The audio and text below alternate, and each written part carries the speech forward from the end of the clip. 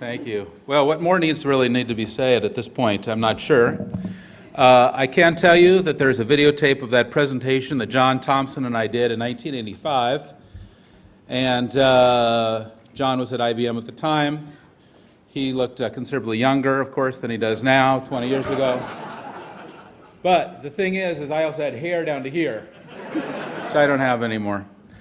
So it's an incredible, incredible video. Before I start the speech, I'm the only thing in between you and your dessert, but I am a lot sweeter, as John said. I do want to thank everybody for coming and supporting TechAmerica. TechAmerica is a very important organization. It is an organization that does support the values of our industry. You can see that by them having the David Packard name associated with them, which is something that I want to talk to you briefly about tonight. So I want to thank you to TechAmerica. I want to thank John. I want to thank everyone who's here tonight. And I mostly want to thank my wife, Lynn, who's right here. So Lynn, will you just stand up?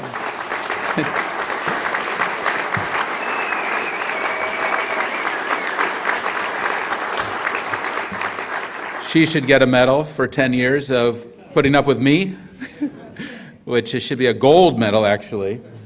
And also my mother is here, and also my grandmother is here as well. I want to recognize them. Thank you for coming.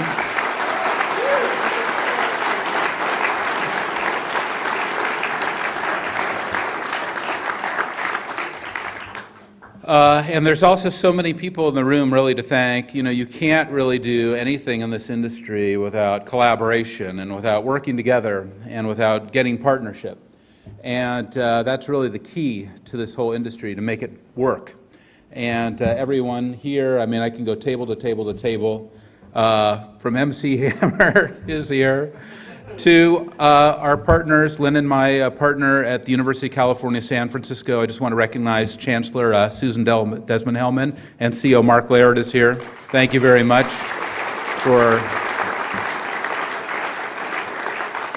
your great leadership in healthcare in our community. You know, there's been a lot of discussion over just the past couple of weeks, amazingly so, about a movie that I'm sure you're familiar with or heard about called The Social Network. And there's some fans here of it, which is fantastic. And I wanted to talk about that just briefly, actually, because maybe some of you have seen it this weekend, and certainly the accuracy of the movie has been widely called into question, and there's, you know, no doubt, basically, that this story, one defined by a relentless drive and a sense of greed, as told by this storyteller, is one that is going to be remembered. Unfortunately, it's one that's going to become our history, the most popular movie ever made about Silicon Valley. Now, the thing you need to understand is whether it's true or not true is really fundamentally irrelevant. Because in Facebook, according to this big screen, the ideas and of the protagonist, or maybe the antagonist, creating a company that incorporates the ideas of his own, the ideas of others, the ideas of random people that he's meeting, synthesizing these ideas. I mean, this is actually very common in our industry of how some of the great companies and the great ideas are formed. They're iterated on, they're advanced, they're progressed, they're promoted, and then they come into the market. And then the story goes on that talks about, in the movie, relying on the money and intelligence of one of his close friends and pursues it with a tremendous fever. And then as it becomes more successful than really you could ever imagine, he leaves the confines of the college incubator and goes west to our land of opportunity here, our land of technology, Silicon Valley. And then with a cut of a knife, maybe as fast or as quick as one of these Palo Alto sushi chefs right up the road, he cuts his friends, and he cuts his past completely, and then just focuses maniacally on his idea.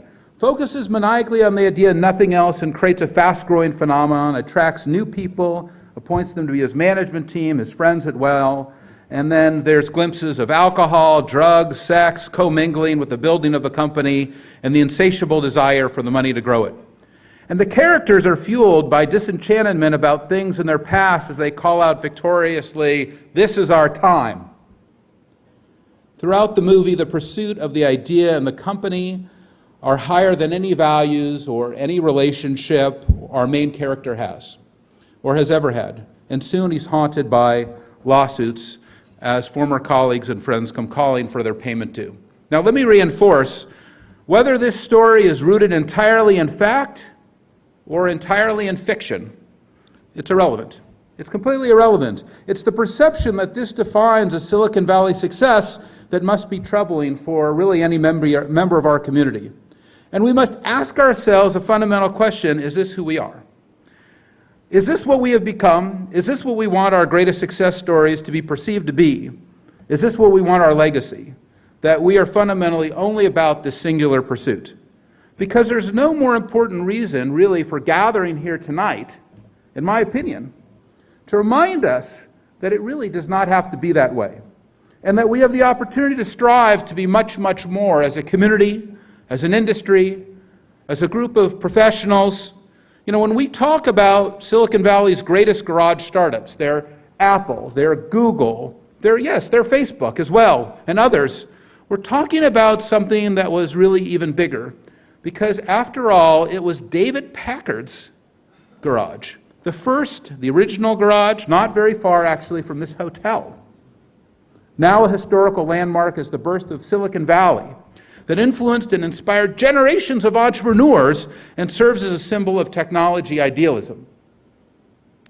However, what happened in that garage was more than just a fever of an idea. Let's go back there. You know, David Packard and his lifelong friend, Bill Hewlett, built a culture that has survived decades of technology advances and today generates more than $100 billion of revenue, 5 times more than even our own beloved Google down the road. HP birthed the very ideals of what it meant to be a great, transcendent Silicon Valley company with the HP way, rooted in equally pursuing integrity and innovation, a commitment to people who were cherished by the founders. Cherished by the founders was the essence of the HP way. But David Packard did even more than making a lasting contribution, much, much more than making a lasting contribution just in business and technology. He went on also to serve the government, society in numerous ways, and generational philanthropy, and even served in a presidential administration. His dedication and contribution, David Packard's dedication and contribution, was recognized with the Presidential Medal of Freedom. The Presidential Medal of Freedom put upon the CEO of a major high-tech company. That is the highest award for any citizen of our country.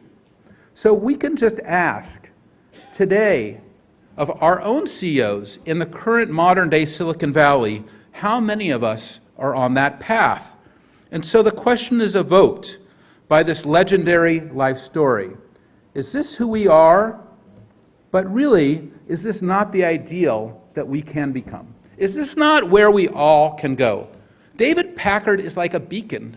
It's a beacon of light for us to follow, because it's not just our history, it's not one of just our greatest success stories, but it's a level of success and a level of aspiration that is phenomenal, and it was birthed right here.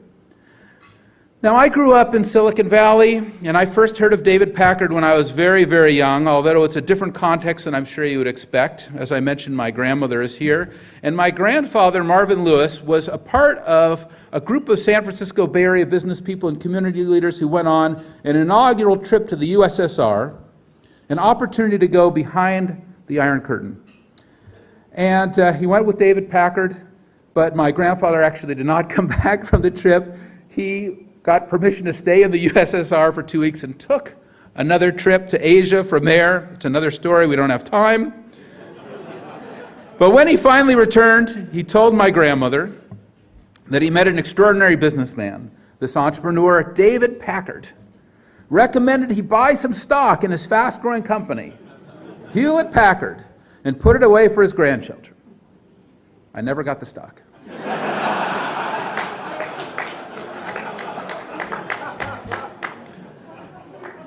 I used to go to my grandparents' house on the weekends, to their home in Hillsborough, to sit at the bar with my grandfather next to a photograph of David Packard.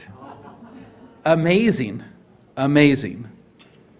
You know, I never got the stock, but ultimately I got something much, much more valuable. I heard the stories of Hewlett-Packard. I heard the stories of David Packard. I heard the stories of the HP way. Growing every year into one of the greatest Silicon Valley companies gave my grandfather another opportunity to talk about David Packard and his trips to Russia. And I'm sure the stories influenced me because when I started Salesforce.com, I remembered that, and I also wanted to create a unique experience for my own employees and for our industry. Now, first was our technology, which was, as you've heard, is cloud computing. The idea that you can, from a simple website, have the same power as loading the most sophisticated enterprise software that John wrote at IBM or I did at Oracle. But through this new idea of a multi-tenant shared system, that we could create a level of efficiency and a level of low cost and ease of use that before was not possible. Today we run more than 83,000 companies on just 1,500 PCs. It's the lowest actually emission per transaction in the industry, and 1,500 PCs waiting for backup. Symantec is one of those companies. John was very kind, became one of our very early customers. And then we coupled that new technology with a new business model, that you don't pay all up front, you don't do a big license fee, because these companies were buying enterprise software, but much of it never got installed. There was a lot of risk with enterprise software. So we mitigated the risk with a subscription service, so you paid as you went, like you would cable TV, or maybe a newspaper. And one last very important thing, not just a new technology model, not just a new business model, but I remember that HP way, and we put in place a new philanthropic model called 111. Very simple idea. We took 1% of our equity when we started the company, 1% of our profit, and 1% of our time, and we put it into a 501c3 public charity. Very easy. We had no equity, we had no profit, we had no time, we had no employees. We had no value. It was no one was in the room to stop us. Very easy. Very, very easy. But now we've given away over $20 million so far. More than 90% of our employees actively participate in the program and will contribute 200,000 hours of volunteerism this year. We have 5,000 employees, 8,000 charities. These are service all over the world for free. And our foundation also can now charge other charities for advanced services. It has its own 60 employees, and it can forecast more than $100 million more back to the community in further donations over the next 10 years. And thank you.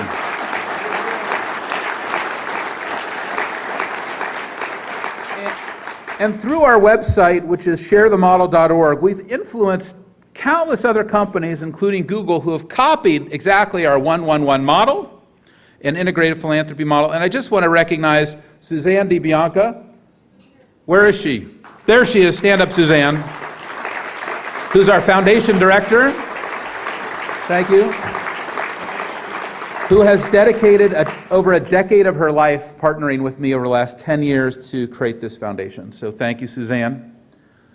Salesforce.com and our cloud computing industry has grown into something way beyond anything I could have really ever anticipated when we started it in our rented apartment. We didn't have a garage. I was living on Telegraph Hill. I had a small house. I rented the apartment next to my house. It's not a celebrated landmark. It's rented to somebody else now. But it is the trifecta: technology, business, philanthropy, integrated together, allowing us to create a culture of trust, of transparency, of contribution that we hope can become one of the next generation's operating models. We've been influenced in ways way beyond business as well. Lucille Packard Children's Hospital at Stanford, I'm sure many who have heard of it, motivated Lynn and me personally to donate $100 million to create the new UCSF Benioff Children's Hospital. The Packards demonstrated what could be accomplished with a family's focus on philanthropy. And I can tell you personally that while we were getting ready to make this contribution to UCSF, It's obviously a significant contribution. Mark Larrett and Susan Desmond-Hellman were very involved and very glad that they're here. Lynn and I did a number of kind of what I would say due diligence calls, kind of put it in the terms of venture capitalists who are here. And one of the calls we made was to Susan Packard-Orr. And Susan Packard-Orr is the current chairman of the Packard Children's Hospital. And we were very touched to hear the stories of her father and her mother and their dedication, not just to the company, but to create this huge impact to the community that lives on today. Okay, now getting back to where we began, you know, this weekend I was watching that movie, the movie that everyone loves so much in the room. I realized the reason why the movie The Social Network disturbed me so much. I realized why.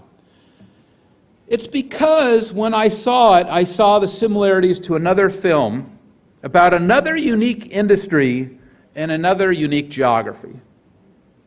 Wall Street. Yeah. Its antagonist, Gordon Gekko, and its money quote, "Greed is good," forever globally characterizing financial services in New York as a place of dark values and rampant selfishness.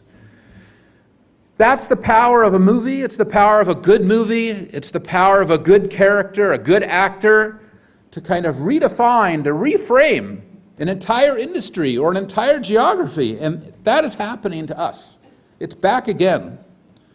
It has to be asked, is The Social Network, the lack of humanity that it portrays, the future marking of our industry? Our geography? Is it Silicon Valley's Wall Street? This is our time, our own greed is good? You know, we must not allow that perception to reign. It has to be stopped. And that's why we are so fortunate to have TechAmerica and Phil Bond and his leadership and the management team that you met here tonight. You know, we are under the watchful eyes of David Packard. We've seen that medal. You've seen him here. He is in the room today. It's amazing. Yes, his medal is a great honor, but receiving it is not an achievement. It's not. It's a challenge. It's a challenge, it's a reminder, it's an opportunity for all of us to do more, to go higher, to try to reach the bar that he has set, which is so incredible. Because at a time of crisis of leadership in our own country, at this time, we need this model set by David Packard to reignite us in business, to reignite us in philanthropy, to reignite us in government and service, that we can return to this higher, better place, this higher ideal that David Packard set. He inspired true leadership. And look at his legacy today. Look at his legacy. You know, it is real leadership. It is something that we can look to for guidance to answer who we really are as an industry, who we really are, and what we can truly become. Thank you, ladies and gentlemen. Thank you, TechAmerica. Thank you very much. Thank you, Phil.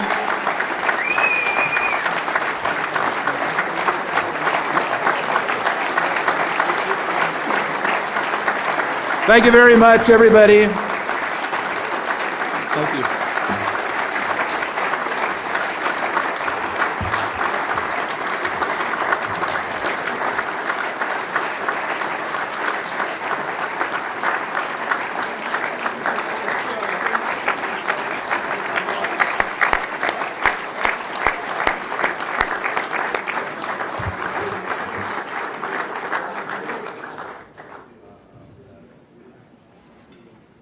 Wow. Business, technology, philanthropy, higher, better, aspiration. Mark, thank you for those inspiring words. And now it's my pleasure to bring to the podium for a toast for this evening, Dan Elron of Accenture.